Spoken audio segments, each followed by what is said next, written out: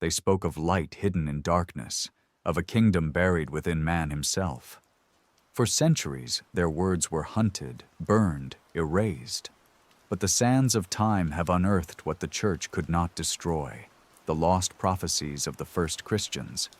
In the deserts of Egypt, a farmer unearthed a jar sealed for nearly 2,000 years. Inside lay writings that spoke of visions, prophecies, and teachings the Church declared forbidden.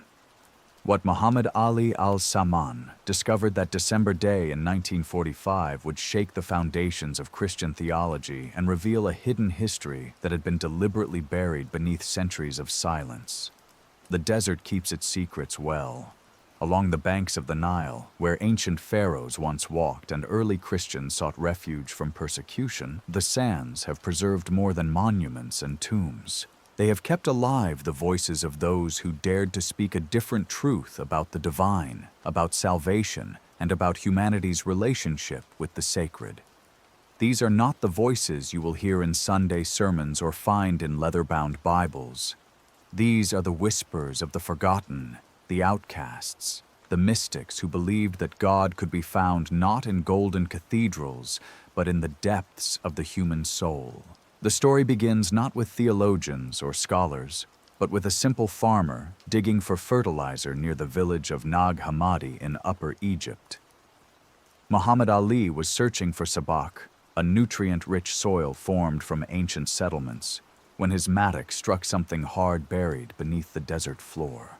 What emerged was a sealed earthenware jar, tall as a man's torso and carefully sealed with bitumen. For a moment he hesitated.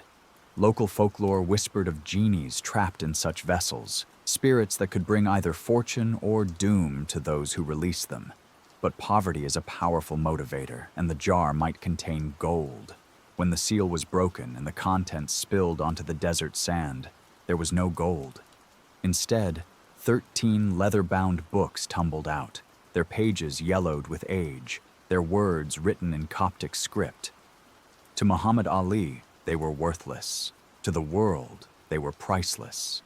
These were the Nag Hammadi codices, a collection of texts that had been hidden away sometime in the 4th century when the Roman Empire embraced Christianity and began its systematic campaign to eliminate competing versions of the faith.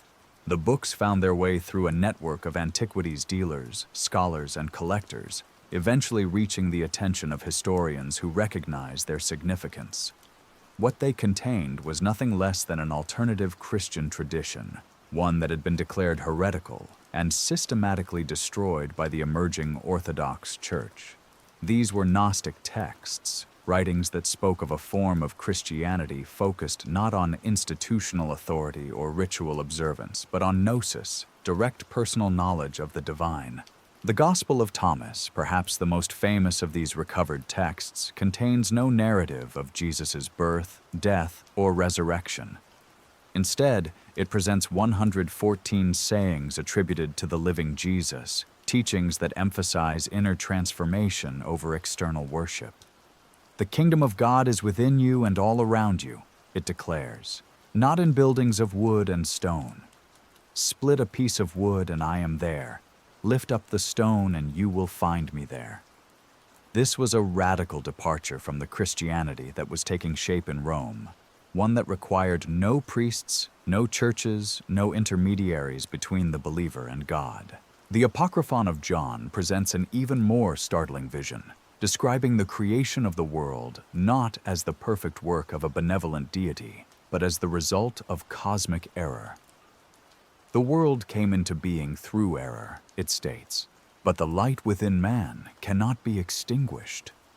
This light, this divine spark, exists within every human being, waiting to be awakened through knowledge and understanding rather than faith alone. The text describes a complex cosmology where the material world is a kind of prison created by a lesser deity who mistakenly believes himself to be the supreme God.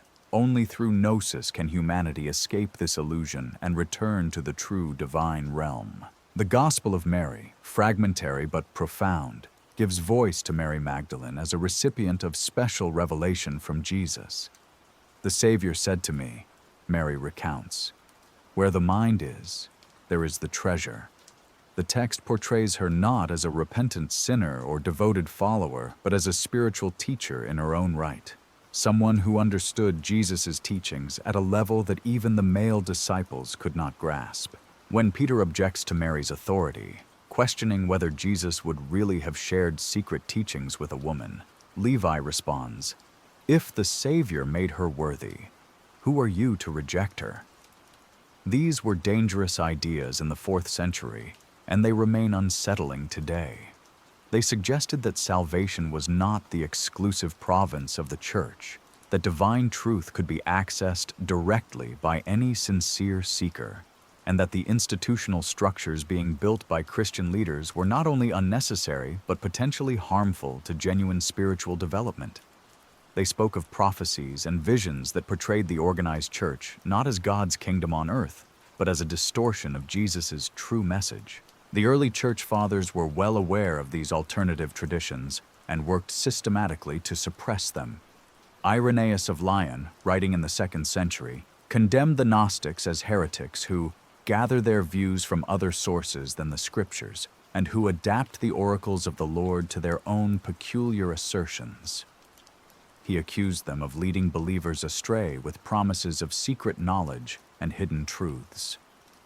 Athanasius of Alexandria, in his Easter letter of 367 CE, established the canonical list of New Testament books that remains largely unchanged today, while explicitly condemning apocryphal books that he claimed were filled with fables and errors. But the campaign against Gnostic Christianity was not merely theological. It was political, social, and ultimately violent. As Christianity gained imperial favor under Constantine and his successors, alternative forms of the faith were not just discouraged, but actively persecuted. Gnostic communities were disbanded, their books burned, their teachers exiled or executed. The desert monasteries of Egypt, where many of these texts originated, were raided and their libraries destroyed. What survived did so only because some believers, recognizing the coming persecution, carefully sealed their most precious texts in jars and buried them in the desert, hoping that future generations might prove more receptive to their message. The prophecies contained within these hidden Gospels speak of times when false teachers would arise, claiming divine authority while leading believers away from true spiritual understanding. The Apocalypse of Peter, found among the Nag Hammadi texts, describes a vision of the end times where those who name themselves bishop and also deacons, as if they have received their authority from God, will actually be dry canals leading people astray. The text warns of a time when the true message of salvation will be distorted by those who will cleave to the name of a dead man, thinking that they will become pure. The second treatise of the Great Seth presents an even more radical prophetic vision, suggesting that the crucifixion itself was an illusion, that the divine Christ could not truly suffer or die, and that those who worship the cross are actually venerating a symbol of their own spiritual blindness. They saw me. They punished me. It was another, their father, who drank the gall and the vinegar. It was not I. They struck me with the reed. It was another Simon who bore the cross on his shoulder. These prophecies spoke of a time when the hidden truths would be revealed, when seekers would again discover the path to direct knowledge of the divine. The Gospel of the Egyptians promises that, in the last days, the true teachings will emerge from their concealment, and those with eyes to see will recognize the authentic voice of spiritual wisdom amid the cacophony of false prophets and corrupt institutions. The thunder, perfect mind, perhaps the most mysterious of the recovered texts, speaks in the voice of a divine feminine figure who embodies paradox and transcendence. I am the first and the last. I am the honored one and the scorned one. I am the whore and the holy one. I am the wife and the virgin. I am the mother and the daughter. This voice proclaims that truth cannot be contained within simple categories or institutional structures. that the divine manifests in ways that conventional religion cannot comprehend or control. What emerges from these buried texts is not simply an alternative version of Christian history, but a prophetic warning about the dangers of organized religion itself. They suggest that whenever spiritual truth becomes institutionalized, whenever divine authority is claimed by human hierarchies, the original message becomes corrupted and the authentic path to salvation is obscured. The true kingdom of God, they insist, cannot be built with stone and mortar, but must be discovered within the depths of individual consciousness. The scholars who first studied these texts in the decades following their discovery were struck by their sophistication and their coherent theological vision. These were not the crude forgeries or late fantasies that church historians had claimed them to be. Many showed signs of early composition, perhaps contemporary with or even predating the canonical Gospels. They represented a form of Christianity that had existed alongside the version that eventually became orthodox, competing for the hearts and minds of believers in the crucial early centuries when the faith was taking shape. The suppression of these texts was so thorough that for over 15 centuries, most knowledge of Gnostic Christianity came only through the condemnations of its opponents. It was as if an entire branch of the Christian tree had been cut away and forgotten, leaving only the testimony of those who had wielded the axe. The discovery at Nag Hammadi was like finding the missing witnesses to a trial, voices that could finally speak for themselves rather than through the accusations of their enemies. The implications extend far beyond academic theology. If these texts represent authentic early Christian traditions, then the version of Christianity that became dominant was not the inevitable or divinely ordained outcome of spiritual evolution, but the result of political and social forces that favored institutional authority over individual revelation. The Christianity that conquered the Roman Empire and shaped Western civilization was, according to these buried Gospels, a distortion of Jesus' original message. A religion about Christ rather than the religion of Christ. The prophecies contained within these texts seem almost eerily relevant to contemporary spiritual seekers who find themselves disillusioned with traditional religious institutions. They speak of a time when the hidden wisdom would emerge from its burial places, when those who had been taught to seek God through external authorities would rediscover the divine spark within themselves. They promise that the truth, no matter how deeply buried, cannot be destroyed, only concealed until the moment arrives for its resurrection. Perhaps these prophecies were buried not to be forgotten, but to be found when the world was ready to listen. The desert wind that scattered Muhammad Ali's discovery carried more than ancient papyrus across the Egyptian landscape. It carried revolution. For within those buried pages lay prophecies that spoke not of distant futures, but of the very moment when they would be unearthed.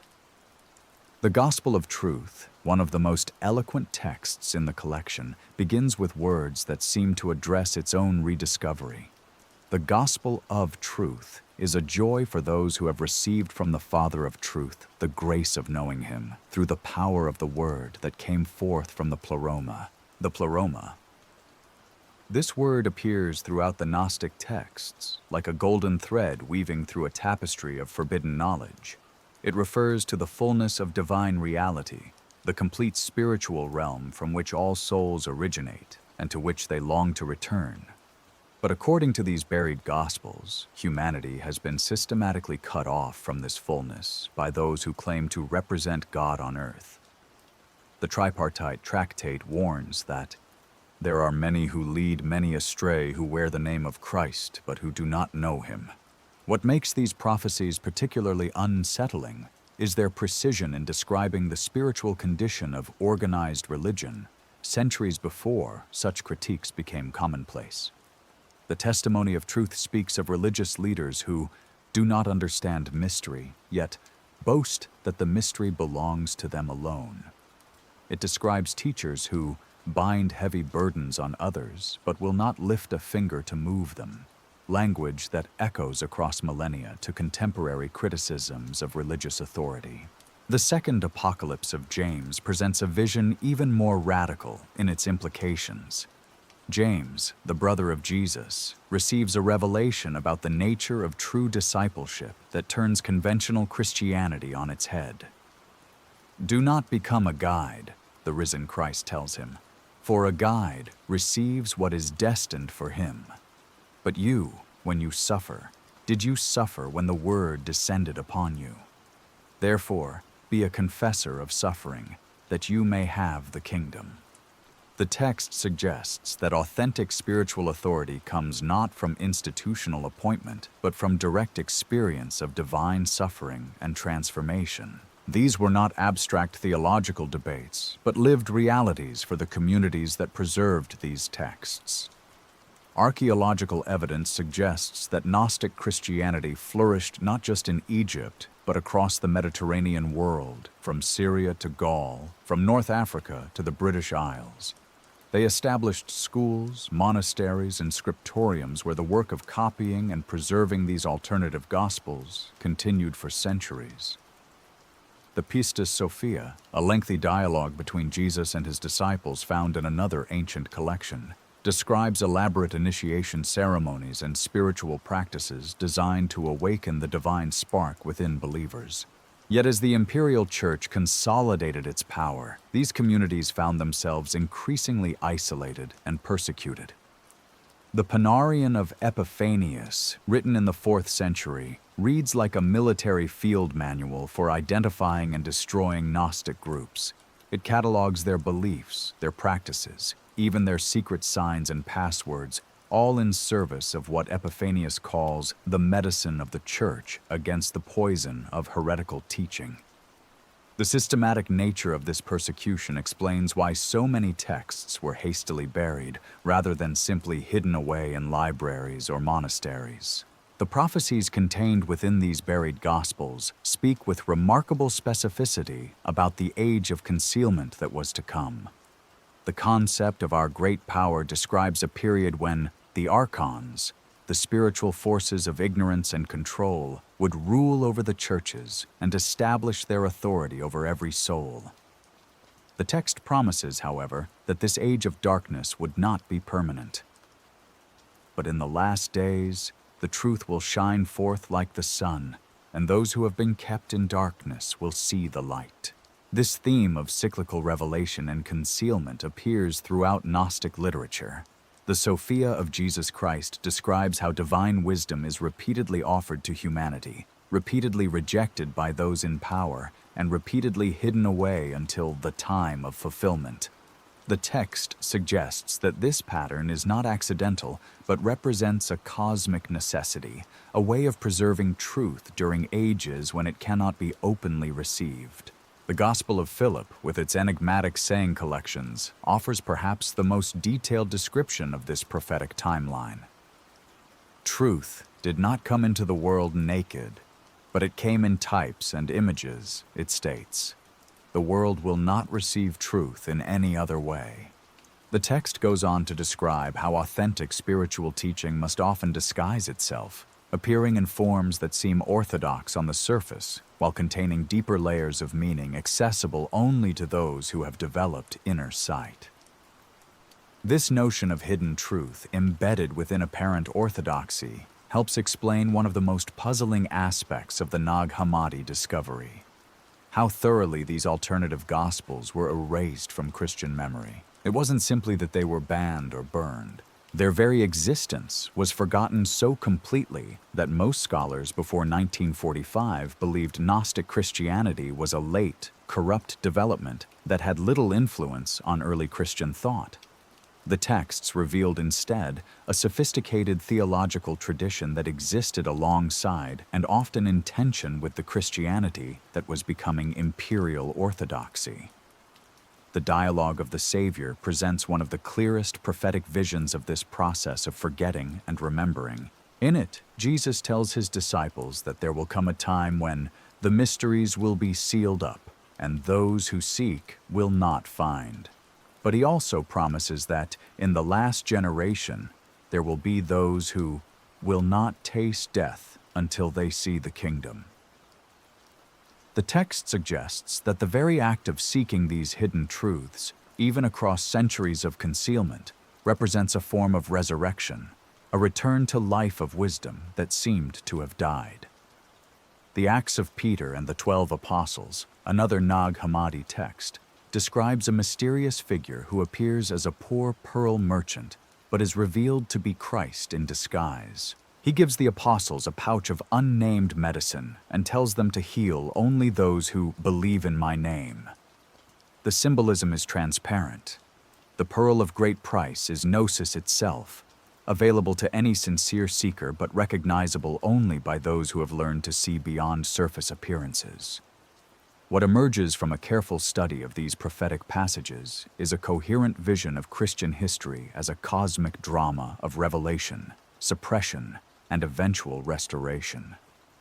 The Gnostic authors understood themselves to be living through a temporary eclipse of divine truth, a necessary period of concealment that would end when humanity had developed sufficient spiritual maturity to receive the fullness of revelation without distorting it into another system of external authority.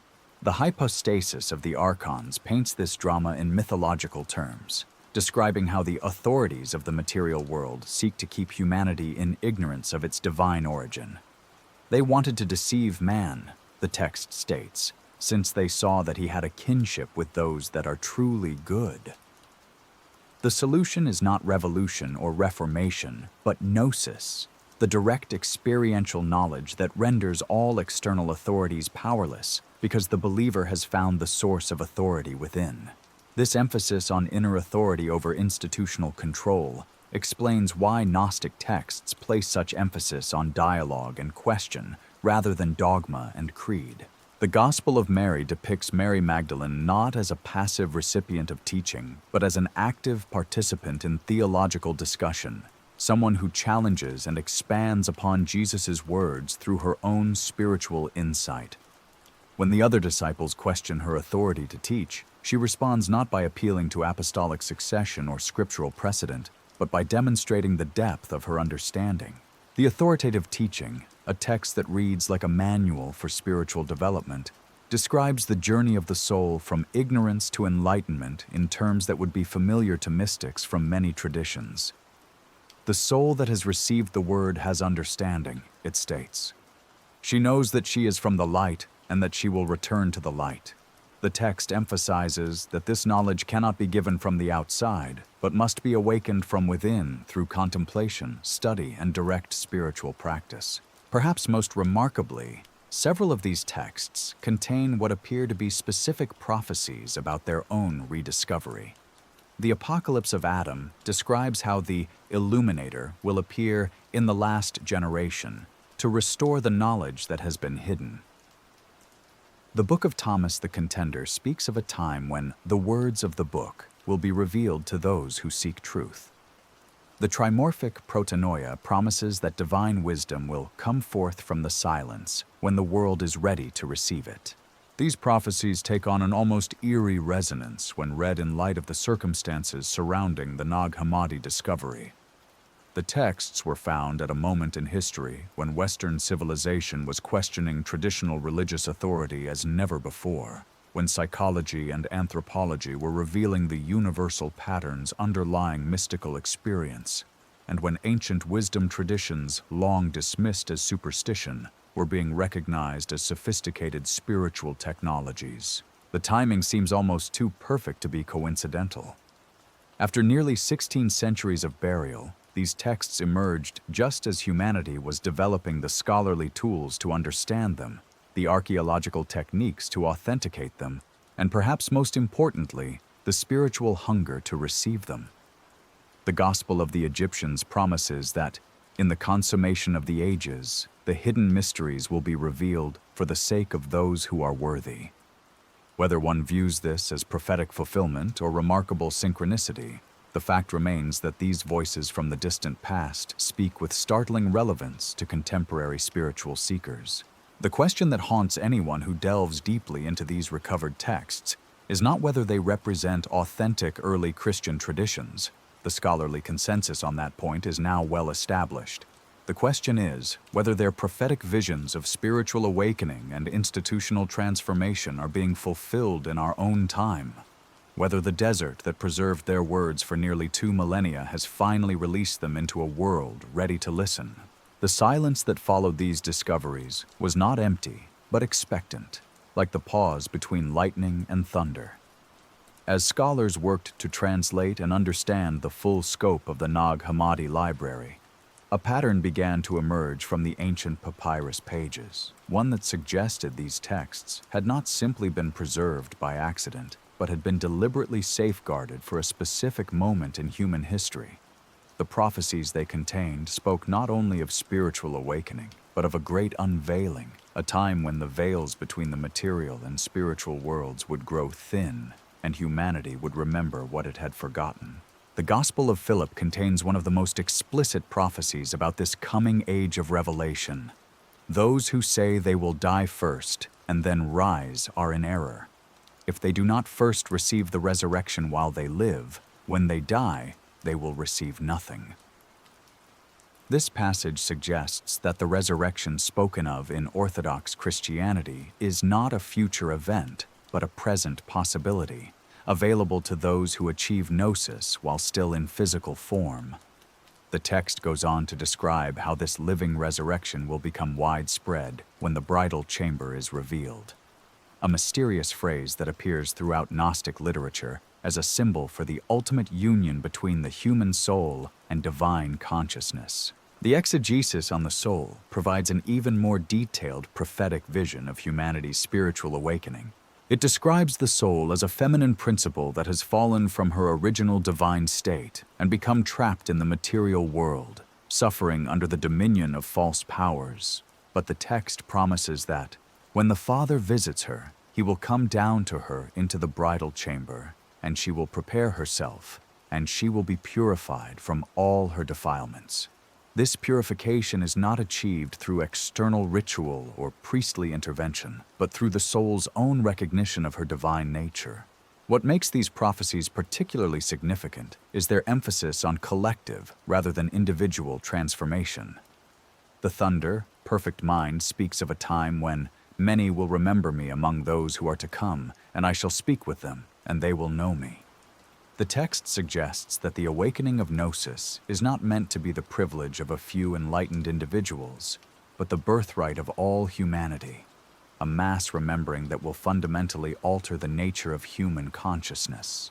This theme of collective awakening appears throughout the prophetic literature found at Nag Hammadi.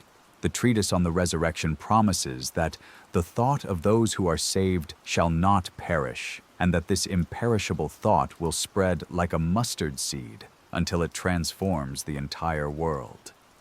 The text describes how those who achieve gnosis become like spiritual seeds that will eventually sprout throughout human civilization, creating a new form of consciousness that transcends the boundaries between sacred and secular, divine and human. The three steles of Seth presents perhaps the most cosmic vision of this transformation, describing it as nothing less than the return of the pleroma to earth.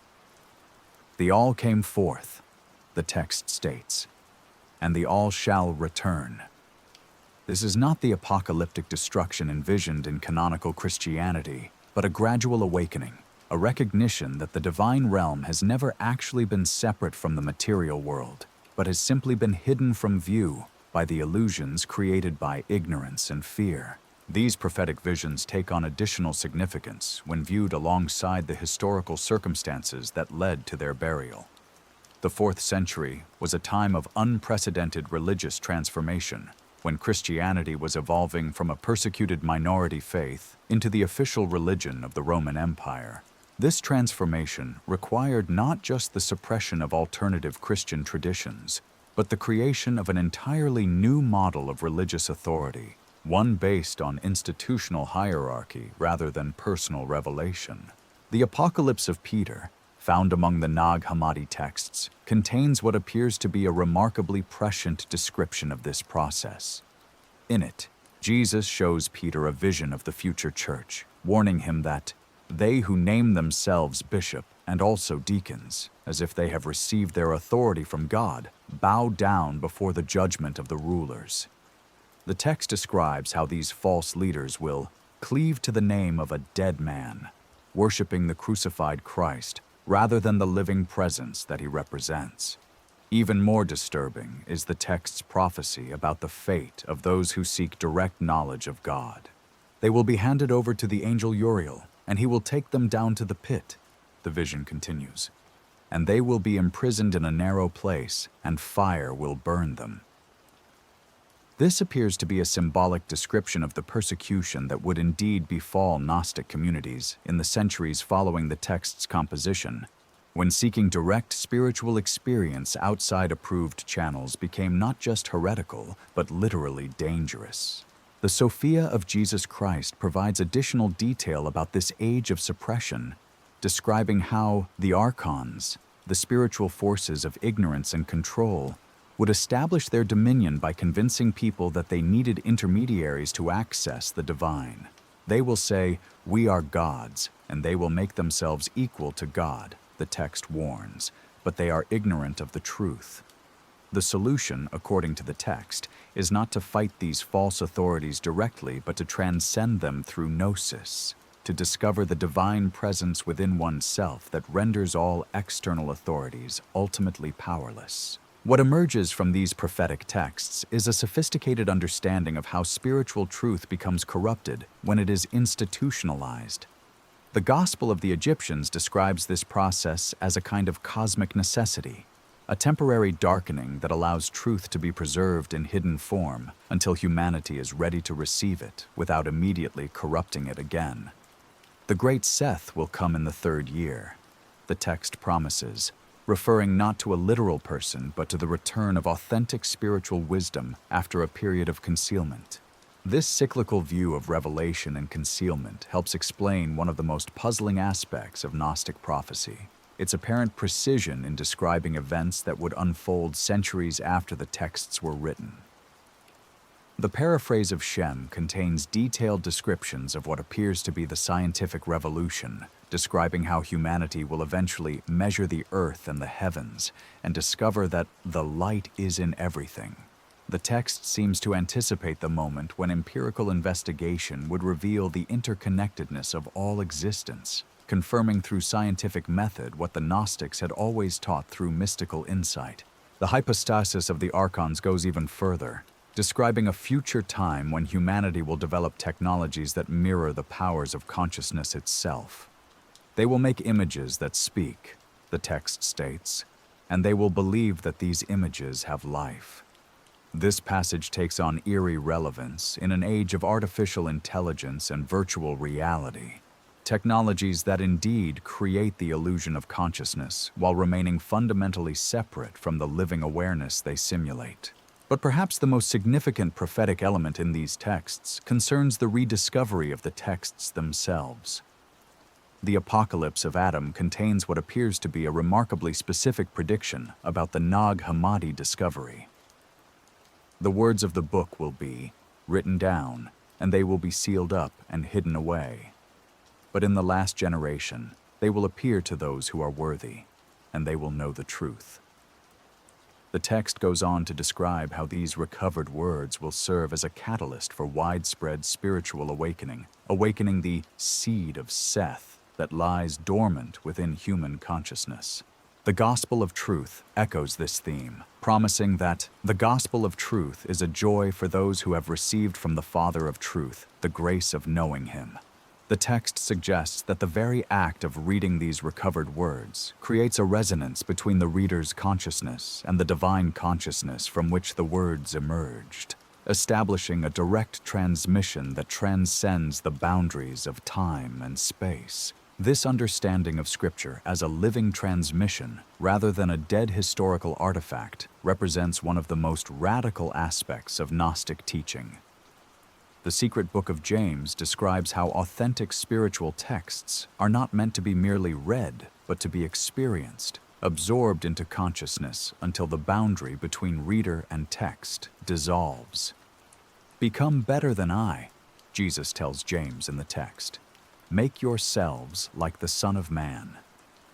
This is not instruction to imitate an external model, but to awaken the Christ consciousness that exists within every human being. The dialogue of the Savior takes this concept even further, suggesting that the ultimate purpose of all authentic spiritual teaching is to render itself unnecessary by awakening the inner teacher that exists within each individual. The time will come when you will no longer need to ask questions, Jesus tells his disciples, because you will know the answers before the questions arise. This points to a form of consciousness that has direct access to truth without the need for external validation or authority. The practical implications of these teachings become clear when viewed in the context of their prophetic visions about the end of the age of institutional religion. The second treatise of the Great Seth describes a time when the temples will be abandoned, not through destruction, but through irrelevance, as people discover that the divine presence they had been seeking in buildings made of stone has been within them all along. The text envisions a form of spirituality that transcends all religious categories, a direct relationship with the sacred that needs no mediation by priest or prophet. The letter of Peter to Philip provides additional detail about this transformation, describing how it will unfold not through dramatic revelation but through gradual awakening. First will come the recognition, the text states, then the remembering, then the knowing. This suggests a process of spiritual development that moves from intellectual understanding to emotional integration to direct experiential knowledge, a progression that cannot be rushed or forced, but must unfold according to its own inner timing. What makes these prophecies particularly compelling is their emphasis on the role of suffering in spiritual transformation. The teachings of Silvanus describes how the one who has not experienced trials has not been tested, and suggests that the difficulties of life in the material world are not punishments, but opportunities for awakening. The text promises that those who endure to the end will discover that their suffering has been the fire that purifies gold, burning away everything that is not essential and revealing the indestructible divine core that has always been present within them. This understanding of suffering as spiritual catalyst helps explain why the Gnostic texts were buried during a time of persecution rather than simply destroyed. The communities that preserved these teachings understood that truth, like gold, becomes more pure under pressure, that periods of apparent defeat often precede moments of ultimate triumph. They buried their most precious texts with the faith that future generations would prove more receptive to their message, that the seeds of gnosis would remain viable even after centuries of dormancy. The recovery of these texts in 1945 seems to confirm their prophetic vision. They emerged at a moment when Western civilization was questioning traditional religious authority as never before, when the horrors of 2 world wars had shattered faith in institutional solutions to human problems, and when new discoveries in psychology and physics were revealing the participatory nature of consciousness in creating reality. The timing suggests either remarkable prescience on the part of ancient prophets, or a synchronicity so profound that it challenges conventional understanding of causality itself. The question that remains is whether these recovered prophecies are being fulfilled in our own time, whether the spiritual awakening they describe is beginning to manifest in human consciousness on a scale large enough to transform civilization itself. The exponential growth of interest in mystical experience, the widespread disillusionment with organized religion, and the emergence of scientific paradigms that echo ancient wisdom teachings all suggest that the age of revelation prophesied in these texts may indeed be dawning. Yet the texts themselves warn against expecting this transformation to be easy or quick. The Gospel of Philip reminds readers that those who say the Lord died first and then rose up are in error, for he rose up first and then died. This cryptic passage suggests that true resurrection, the awakening of divine consciousness, must occur while one is still alive to be meaningful, and that this awakening often requires the death of everything one previously believed oneself to be. The great invisible spirit promises that this process of death and rebirth will eventually encompass all of humanity, that the light of gnosis will spread like leaven through the whole loaf until every human being remembers their divine origin.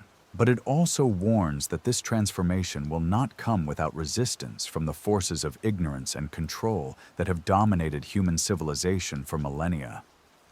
The stage is set, according to these ancient prophecies, for a confrontation between two radically different visions of human potential. One that sees people as fallen beings in need of salvation through external authority, and another that recognizes each individual as a spark of divine consciousness, capable of direct knowledge of ultimate truth. The outcome of this confrontation, these texts suggest, will determine not just the future of religion, but the future of human consciousness itself. The desert wind that first scattered these papyrus fragments across the Egyptian landscape continues to blow, carrying their message far beyond the confines of academic scholarship into the hearts and minds of seekers around the world. Whether this represents the fulfillment of ancient prophecy or simply the natural evolution of human consciousness remains an open question. But the voices buried beneath the desert sand for nearly 2,000 years have finally begun to speak, and their words carry the power to transform not just individual lives, but the very foundations of human civilization. The prophecies speak of signs, and perhaps the signs are already here. Throughout the recovered texts runs a thread of anticipation, a sense that the age of concealment was drawing to a close. The Pistis Sophia describes how the mystery will be completed when the number of perfect souls is fulfilled, suggesting that spiritual awakening would reach a critical mass that would fundamentally alter human consciousness. The text speaks of the dissolution of the bonds that keep humanity trapped in ignorance, bonds that are not physical chains but the invisible limitations of conditioned thinking.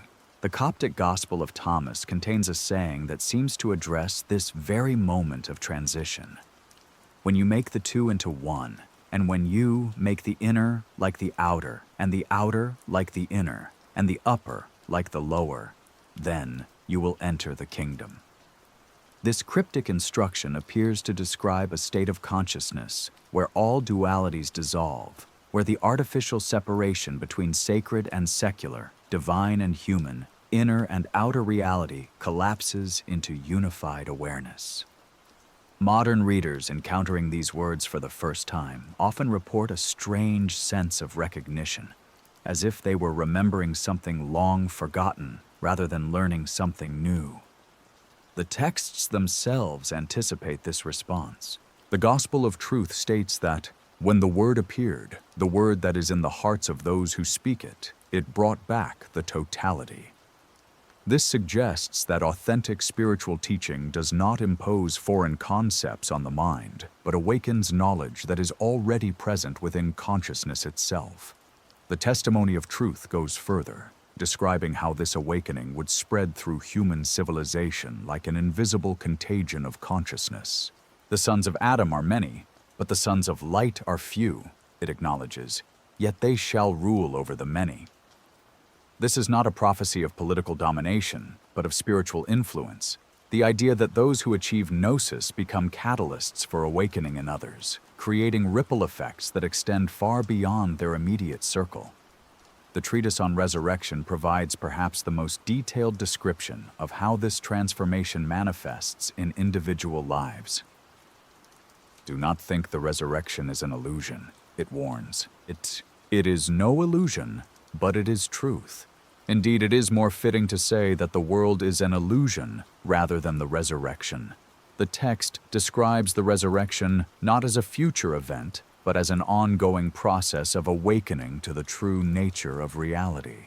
A gradual recognition that what we take to be solid and permanent is actually fluid and dreamlike. This understanding of reality as fundamentally consciousness-based appears throughout the Gnostic corpus and finds startling parallels in contemporary physics and neuroscience. The Secret Book of John describes the material world as a kind of projection, a shadow cast by higher dimensional realities that exist beyond the reach of ordinary perception. The world is like a shadow, it states. When the light shines, the shadow disappears. Modern quantum mechanics, with its emphasis on observer effect and the participatory nature of reality, would have seemed perfectly comprehensible to these ancient mystics. The hypostasis of the archons takes this insight into the realm of social and political analysis, describing how human institutions often function as collective shadows, projections of unconscious fears and desires that take on apparent reality through shared belief. The text warns that the rulers of darkness maintain their power not through force alone, but through their ability to convince people that the shadow world is the only reality that exists. Liberation comes not through revolution, but through the recognition that these apparently solid structures have no ultimate reality, independent of the consciousness that creates and sustains them.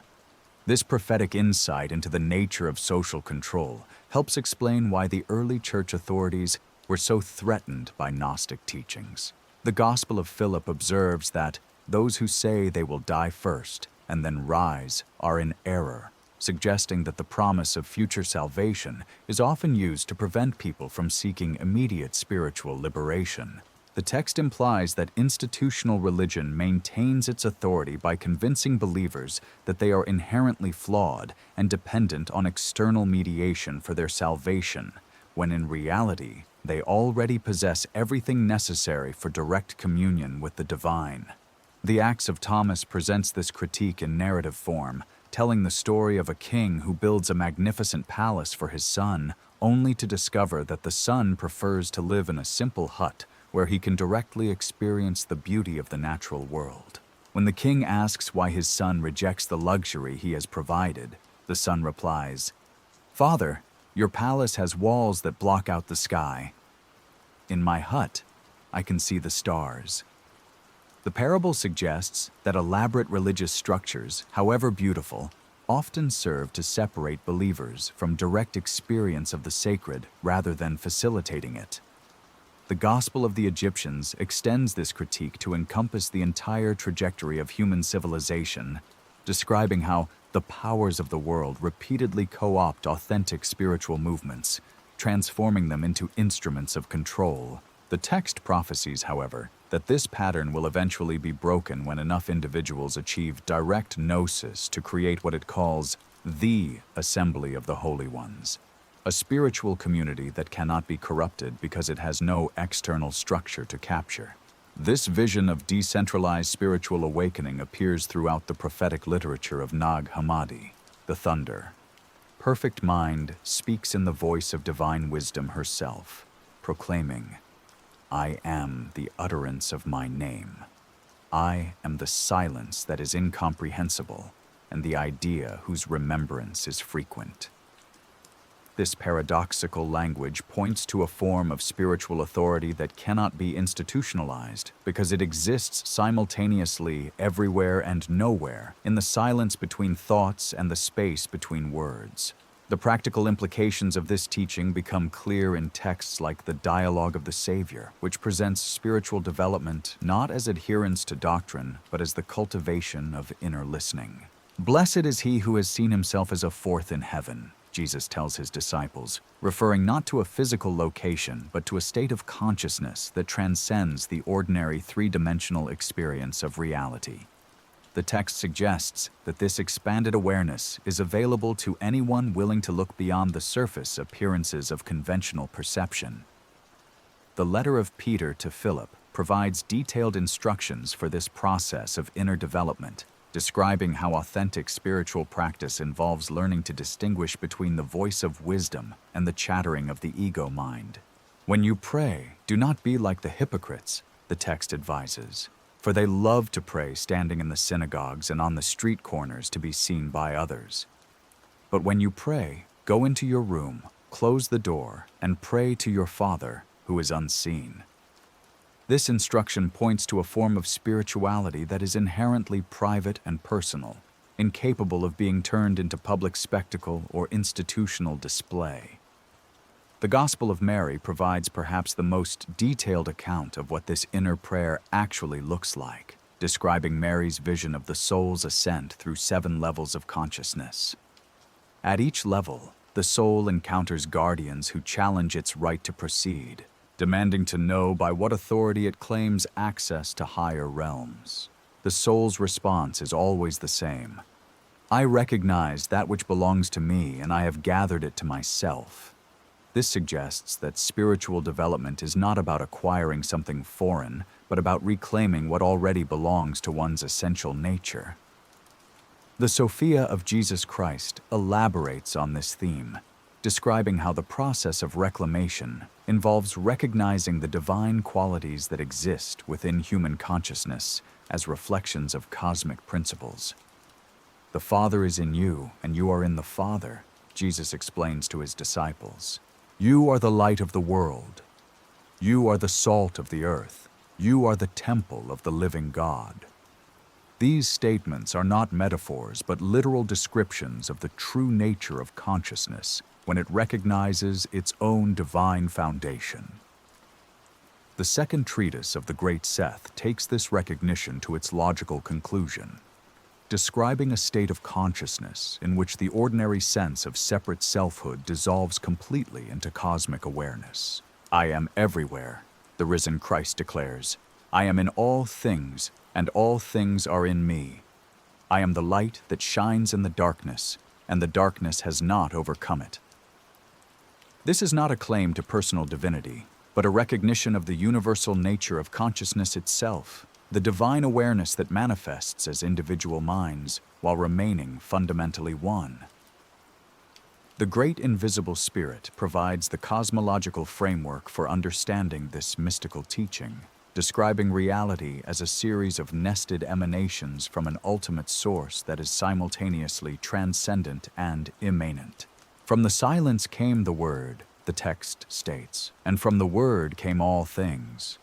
This creation myth suggests that the entire universe is essentially linguistic in nature, a vast conversation between consciousness and itself that creates the appearance of multiplicity while remaining fundamentally unified. The trimorphic protonoia presents perhaps the most sophisticated version of this teaching, describing how divine consciousness manifests in three modes: as thought, as voice, and as word. Thought is the silent awareness that underlies all experience. Voice is the creative power that gives form to thought.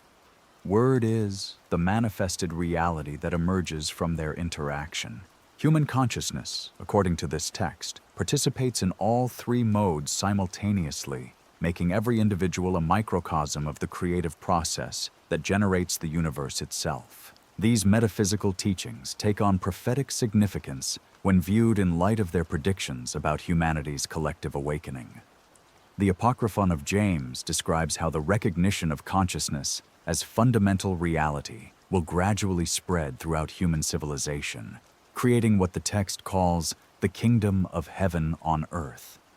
This is not a supernatural intervention, but a natural evolution, the inevitable result of consciousness recognizing its own nature through the medium of individual human minds.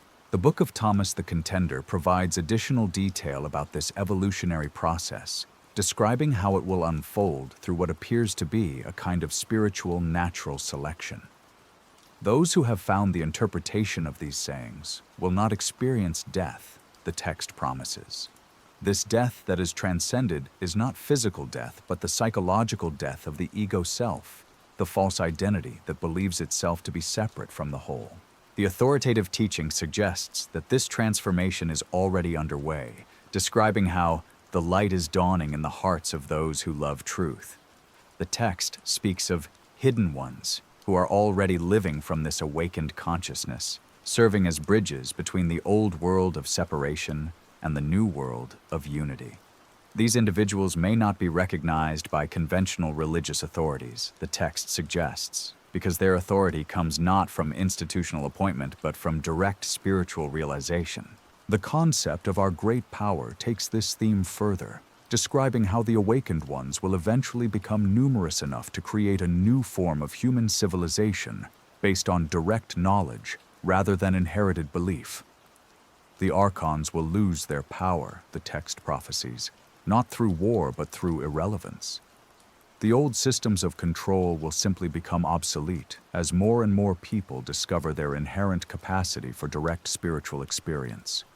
The Gospel of the Egyptians provides perhaps the most detailed timeline for this transformation, describing it as unfolding through three great ages.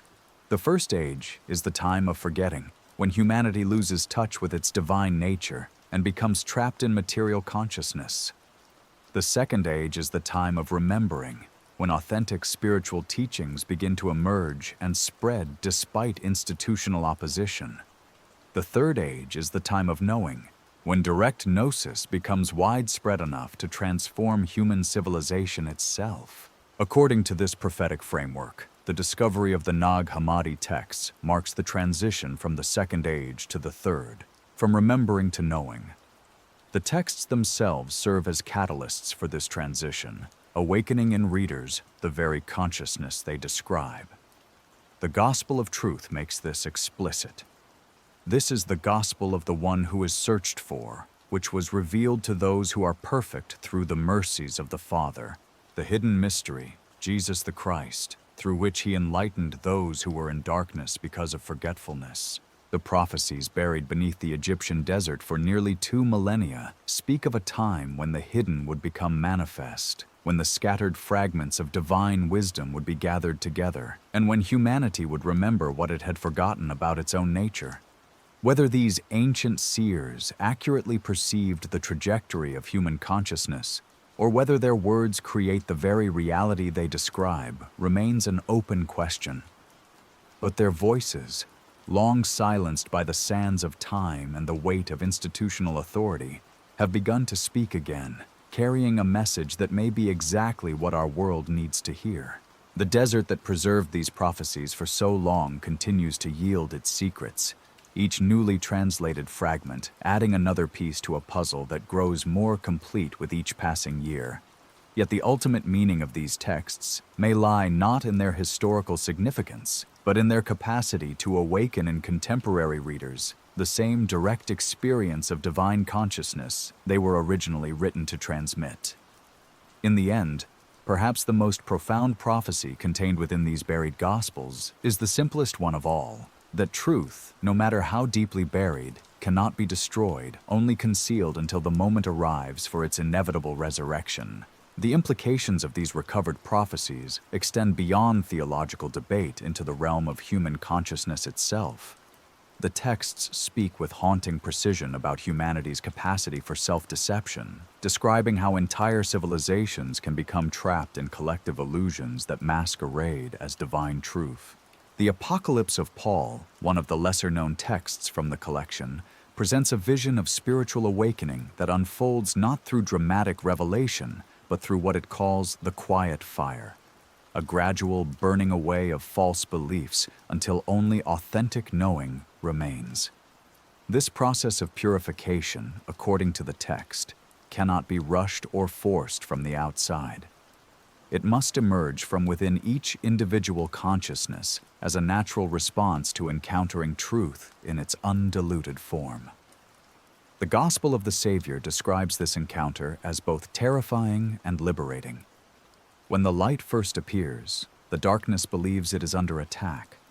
But darkness is merely the absence of light, and when light truly shines, darkness is revealed to have been nothing at all. The prophetic dimension of these teachings becomes particularly relevant when examined alongside their descriptions of how authentic spiritual awakening spreads through human communities. The Acts of Peter and the 12 Apostles describes this process as resembling the growth of mycelium beneath the forest floor, invisible networks of connection that suddenly burst forth as mushrooms when conditions are right. The text suggests that gnosis operates according to similar principles, creating invisible bonds between awakened individuals that eventually manifest as visible transformation in the broader culture. This understanding of spiritual transmission helps explain why the early church authorities found Gnostic communities so threatening. Unlike Orthodox Christianity, which spread through institutional structures and hierarchical authority, Gnostic awakening appeared to operate through direct resonance between consciousness, creating networks of influence that were impossible to control or predict. The interpretation of knowledge warns that the word of truth spreads like fire in dry grass. Once ignited, it becomes self-sustaining and spreads according to its own inner logic rather than external planning. The Valentinian exposition provides additional insight into this process, describing how awakened consciousness naturally seeks to awaken others not through preaching or persuasion, but through what it calls the contagion of presence. The text suggests that individuals who have achieved gnosis emit a subtle influence that affects everyone they encounter, planting seeds of awakening that may not sprout until years or even decades later. This explains why Gnostic teachers often worked in apparent obscurity, content to touch individual lives rather than building visible movements or institutions. The Gospel of the Hebrews takes this concept even further, describing how the collective unconscious of humanity itself serves as a repository for spiritual wisdom that can be accessed by those who have developed the capacity for deep listening. The text speaks of the voice that speaks without words, and the teaching that is transmitted through silence, pointing to forms of communication that operate below the threshold of ordinary awareness, but nevertheless carry profound transformative power. These descriptions of subtle spiritual influence take on new significance when viewed alongside the text's prophecies about the end times. The Apocalypse of James describes a period when the hidden things will become manifest, not through external revelation, but through the activation of latent spiritual capacities that exist within human consciousness itself. The text suggests that what appears to be supernatural revelation is actually the natural flowering of potentials that have always been present but have been suppressed by fear, conditioning, and false teachings about human nature. The secret book of James provides perhaps the most detailed description of this activation process, presenting it as a kind of spiritual archaeology in which layers of conditioning are gradually excavated to reveal the divine consciousness that lies at the core of every human being. Dig deep, Jesus tells James in the text, for the treasure you seek is buried beneath many layers of earth. But do not be discouraged by the depth of the digging, for the treasure is more precious than all the jewels of kings. This metaphor of spiritual excavation appears throughout Gnostic literature and provides a framework for understanding why these teachings were preserved in buried form. The physical concealment of the texts mirrors the psychological concealment of the truths they contain. Both require careful excavation by those who have developed the patience and skill necessary for deep exploration. The Thunder, Perfect Mind, makes this parallel explicit. I am the treasure that is buried deep, and I am also the one who seeks the treasure. When the seeker finds what is sought, both seeker and treasure are revealed to be one. The Pistis Sophia elaborates on this theme through its complex narrative of the fallen Sophia's journey back to divine consciousness. The text describes how Sophia, representing the human soul, becomes trapped in the material world through her own misguided attempts to understand the divine through intellectual analysis rather than direct experience. Her liberation comes only when she abandons the attempt to grasp truth conceptually and surrenders to the direct knowing that emerges from the depths of her own being. This story of fall and redemption operates simultaneously on individual and collective levels. The Pistis Sophia suggests that human civilization as a whole has become trapped in the same kind of intellectual approach to spirituality that ensnared Sophia, creating elaborate theological systems that obscure rather than reveal the simple truth of divine presence. The text prophesies that this collective confusion will eventually resolve itself through what it calls the Great Remembering, a mass awakening to the immediacy of divine consciousness that renders all theological speculation unnecessary. The dialogue of the Savior provides additional detail about how this collective awakening will manifest, describing it as a gradual shift in human consciousness that will be barely perceptible at first, but will eventually reach a tipping point where the old paradigm collapses and a new one emerges. The kingdom of heaven is like leaven, Jesus tells his disciples in the text. A little leaven leavens the whole lump, but the process is so gradual that no one notices it happening until the bread has risen. This emphasis on gradual transformation rather than sudden apocalypse distinguishes Gnostic prophecy from both Orthodox Christian eschatology and contemporary New Age expectations of rapid spiritual evolution. The treatise on the resurrection warns against expecting dramatic external changes, suggesting instead that the most profound transformation occurs in the depths of consciousness, where it cannot be observed by others or even by the individual experiencing it until the process is complete. The Gospel of Philip makes this point even more explicitly. Those who say they will die first and then rise are in error. If they do not first receive the resurrection while they live, when they die they will receive nothing. So also when speaking about baptism they say, baptism is a great thing, because if people receive it they will live.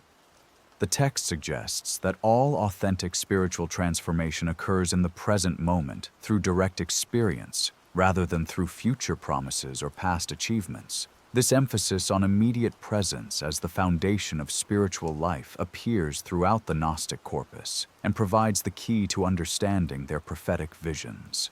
The texts do not predict future events so much as they describe eternal patterns that are always available to consciousness when it learns existence. The apo to look beyond the surface appearances of temporal Apocryphon of James makes this distinction clear. The kingdom of heaven is not coming with signs to be observed, nor will they say, "Look, here it is," or "There," for the kingdom of heaven is spread upon the earth and people do not see it. The great invisible spirit extends this teaching into the realm of cosmology, describing reality as a series of interconnected dimensions that exist simultaneously rather than sequentially. According to this text, what appears to be prophetic vision is actually the capacity to perceive the deeper patterns that underlie temporal existence, patterns that remain constant even as their surface manifestations change. The text suggests that those who develop this deeper perception naturally become prophetic because they can see the inevitable consequences of present actions and attitudes.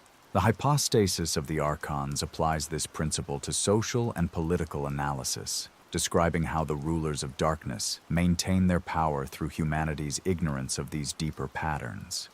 The text prophesies that their rule will end not through external revolution, but through the widespread awakening of the capacity to perceive reality directly, rather than through the filters of fear and conditioning that make manipulation possible. This understanding of prophecy as pattern recognition rather than supernatural revelation helps explain why the Gnostic texts have proven so remarkably relevant to contemporary spiritual seekers. The patterns they describe, the corruption of spiritual institutions, the confusion of external authority with inner knowing, the gradual awakening of direct spiritual perception, are not limited to any particular historical period, but represent perennial features of human consciousness in its journey towards self-realization. The authoritative teaching makes this point explicitly. The soul that has been taught learns to recognize the patterns that repeat themselves throughout time. She sees that what appears to be new is actually very old, and what appears to be ending is actually beginning again in a new form. This cyclical understanding of history suggests that the prophecies contained in these texts are not predictions about unique future events, but descriptions of recurring possibilities that are always available to human consciousness when conditions are right for their manifestation. The letter of Peter to Philip provides perhaps the most practical guidance for recognizing when these conditions are present, describing the signs that indicate when collective consciousness is ready for a quantum leap in spiritual understanding. When the teachers become students and the students become teachers, the text states, when the questions become more important than the answers and the mysteries become more compelling than the solutions, then know that the time of great awakening is at hand. These signs, according to the text, manifest not in dramatic external events, but in subtle shifts in the quality of human relationships and communication. People begin to listen more deeply, to question more boldly, to trust their own inner guidance rather than deferring automatically to external authorities. The text suggests that these changes often occur so gradually that they are barely noticed until they reach a critical mass that transforms the entire cultural landscape. The Gospel of the Egyptians describes this transformation as the emergence of what it calls the holy race. not a genetic or ethnic category, but a new form of human consciousness characterized by the integration of rational intelligence with intuitive wisdom. Members of this holy race, according to the text, are distinguished not by their beliefs or practices, but by their capacity to perceive the divine presence in all circumstances and to respond to that presence with spontaneous love and understanding. The trimorphic protonoia suggests that the emergence of this new form of consciousness represents the fulfillment of the original purpose of human evolution, the moment when the divine spark that has always existed within humanity finally recognizes itself and begins to express its true nature through human lives and relationships. I am the voice that appeared through my thought, the divine feminine principle declares in the text. I exist from the first. I dwell within the silence that surrounds every sound, and I speak with every creature who knows me. This voice of divine wisdom, according to the text, has been speaking throughout human history, but has been heard only by those who have developed the capacity for deep listening. The prophecy suggests that this capacity is now awakening on a scale large enough to transform human civilization itself, creating a world where the artificial separation between sacred and secular, divine and human, individual and collective, finally dissolves into the unity that has always been the deepest truth of existence.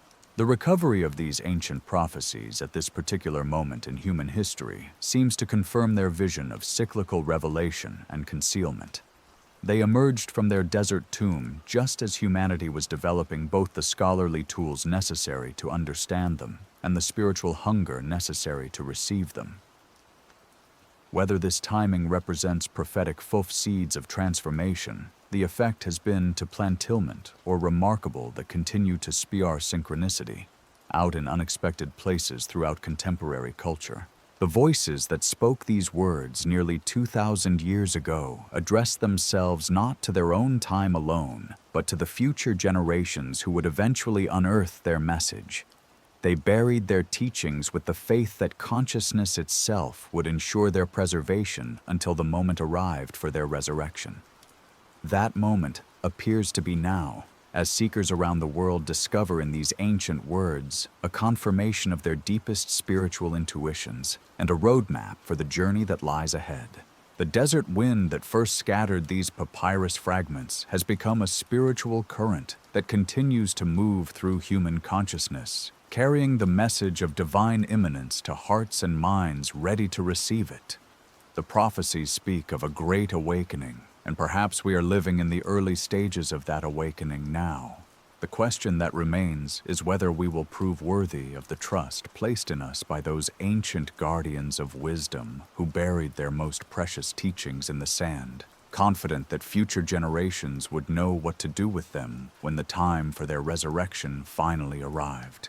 The silence that has surrounded these buried prophecies for nearly 2 millennia is beginning to break. As scholars continue to translate and interpret the remaining fragments from Nag Hammadi, patterns emerge that suggest these ancient seers possessed an understanding of human consciousness that modern psychology is only beginning to approach. The Gospel of Mary speaks of multiple levels of awareness, describing how the soul ascends through 7 powers on its journey toward divine union. Each power represents a different aspect of ego consciousness that must be transcended through direct experience rather than intellectual understanding. The Apocryphon of James elaborates on this psychological framework, describing how authentic spiritual development requires what it calls the dissolution of the false self. The text warns against mistaking temporary spiritual experiences for permanent transformation, cautioning that many will taste the honey, but few will become the bee. This metaphor points to the difference between consuming spiritual experiences and actually embodying the consciousness that produces them. Modern neuroscience has begun to validate some of these ancient insights about the nature of consciousness and identity. Studies of meditation practitioners show measurable changes in brain structure that correspond remarkably well to the stages of development described in Gnostic texts. The dissolution of the default mode network during deep meditative states mirrors the Gnostic description of ego death as a prerequisite for divine union. The activation of gamma waves during transcendent experiences correlates with their descriptions of the light that shines in darkness. But perhaps the most significant discovery emerging from contemporary research is the recognition that consciousness itself may be fundamental to reality rather than emergent from it. This understanding, which forms the foundation of Gnostic cosmology, is now being explored by physicists studying the measurement problem in quantum mechanics and the hard problem of consciousness in neuroscience. The ancient claim that the world came into being through error takes on new meaning when viewed through the lens of theories, suggesting that physical reality emerges from information processing rather than the other way around. The prophetic texts from Nag Hammadi seem to have anticipated this convergence between ancient wisdom and modern science. The thunder, perfect mind describes reality as fundamentally paradoxical, existing in a state of superposition that collapses into apparent dualities only when observed through limited perception. I am the incomprehensible silence and the thought whose remembrance is frequent, it declares, echoing quantum mechanical descriptions of wave-particle duality and observer effect.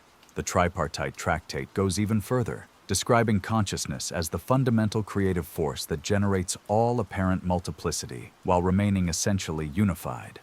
From the one came the many, but the many never left the one, it states. This understanding of reality as simultaneously one and many, eternal and temporal, transcendent and immanent, provides a framework for reconciling the apparent contradictions between scientific materialism and spiritual idealism. These metaphysical insights take on prophetic significance when viewed alongside the text's descriptions of humanity's collective awakening to its true nature. The concept of our great power describes this awakening as inevitable once enough individuals achieve direct gnosis, creating what systems theorists would recognize as a phase transition in collective consciousness. The text suggests that human civilization is approaching such a transition point, where the accumulated wisdom of individual awakening reaches critical mass and transforms the entire system. The signs of this approaching transformation, according to the prophetic texts, include the breakdown of traditional authority structures, the emergence of new forms of communication that transcend linguistic barriers, and the widespread recognition that consciousness is fundamental to reality rather than incidental to it. The Apocalypse of Adam describes a time when the knowledge of the eternal God will be revealed through multiple simultaneous discoveries that confirm the interconnected nature of existence. Contemporary developments in technology seem to be fulfilling some of these ancient prophecies in unexpected ways. The Internet has created forms of collective intelligence that mirror Gnostic descriptions of the pleroma as a realm where all knowledge is simultaneously accessible to all participants. Virtual reality technologies are beginning to demonstrate the malleability of perceived reality, confirming ancient teachings about the illusory nature of material existence. Artificial intelligence research is revealing the participatory role of consciousness in creating the very patterns it seeks to understand.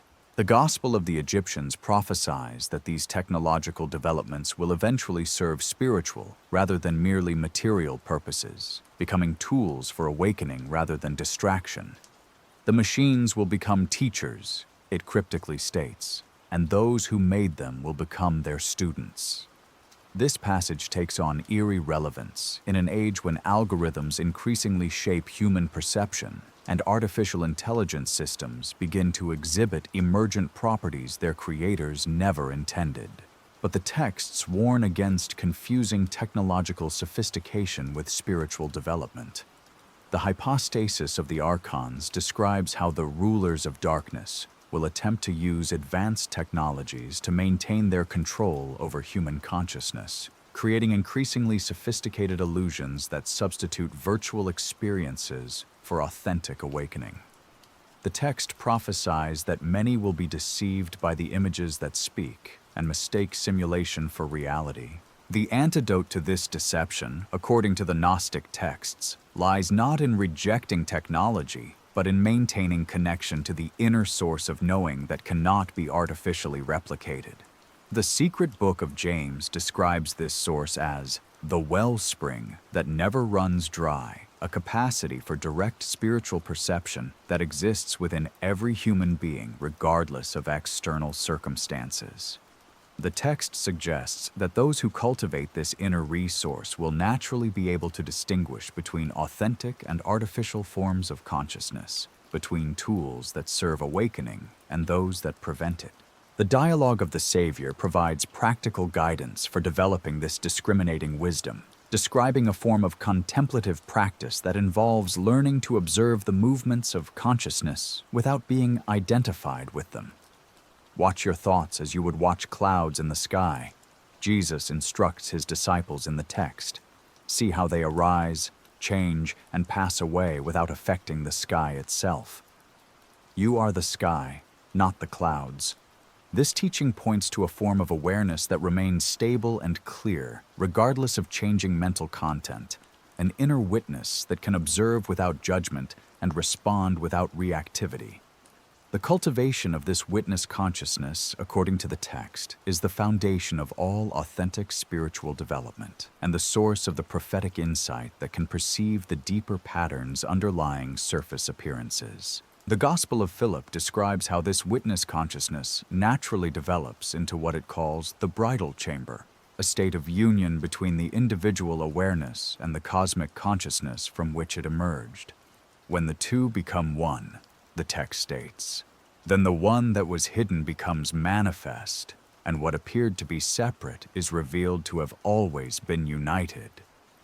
This mystical marriage represents not the merging of two separate entities, but the recognition that separation was always an illusion created by limited perception. The prophetic dimension of this teaching becomes clear when viewed alongside the text's descriptions of how this individual awakening will eventually become collective. The Acts of Thomas describes how the recognition of fundamental unity spreads through human communities like fire jumping from torch to torch, igniting the same awareness in others without diminishing the original flame. The text suggests that this process of awakening is self-accelerating, creating positive feedback loops that eventually transform entire civilizations. The Pistis Sophia provides a detailed timeline for this collective transformation, describing it as unfolding through what it calls the 13 aeons, periods of increasing spiritual sophistication that culminate in the complete integration of matter and spirit. According to this prophetic framework, humanity is currently transitioning from the 12th aeon, characterized by the development of rational intelligence, to the 13th aeon, marked by the integration of rational and intuitive ways of knowing. The signs of this transition, according to the text, include the emergence of hybrid forms of consciousness that combine analytical precision with holistic perception, the development of technologies that respond to intention as well as manipulation, and the recognition that individual and collective well-being are fundamentally interdependent. These developments, the text suggests, represent the early stages of a transformation that will eventually render the current forms of human civilization obsolete, not through destruction, but through transcendence. The great invisible spirit describes this transcendence as the emergence of what it calls the imperishable race, human beings who have learned to identify with the eternal aspect of consciousness rather than its temporary manifestations. Members of this race, according to the text, are characterized not by any external qualities, but by their capacity to remain centered in awareness, regardless of changing circumstances. They serve as bridges between the old world of separation and the new world of unity, helping to facilitate the transition for those who are ready to make it. The desert that has guarded these secrets for nearly 2 millennia continues to whisper across time, carrying prophecies that seem less like ancient predictions and more like instructions for our present moment. The voices buried beneath Egyptian sand speak not of distant futures, but of eternal patterns that repeat themselves whenever consciousness stands at the threshold of transformation. Perhaps these teachings were never meant to remain hidden forever, but were sealed away until humanity developed both the tools to uncover them and the wisdom to understand what they truly mean. The jar that Muhammad Ali cracked open that winter day in 1945 may have released more than forgotten gospels into the world. It may have awakened the very consciousness these texts were written to transmit, proving that some truths are too powerful to be destroyed, only buried until the moment arrives for their inevitable resurrection.